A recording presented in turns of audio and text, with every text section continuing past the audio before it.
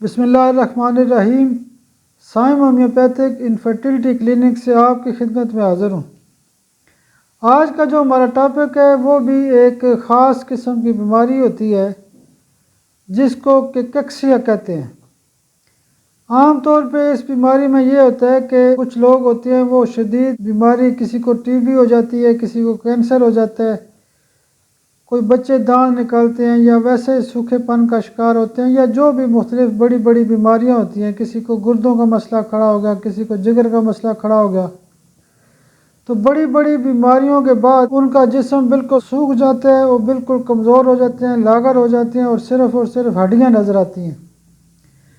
تو جو کیکیکسیا کی بیماری ہوتی ہے اس میں جو پروٹوکول استعمال کیا جاتا ہے اس میں نقص ومیکا سی ایم کی ایک خوراک دی جاتی ہے پہلے دن، اور آرامڈ سی ایم کی ایک خوراک دوسرے دن دی جاتی ہے، اور چائنا سی ایم ایک خوراک تیسرے دن دی جاتی ہے۔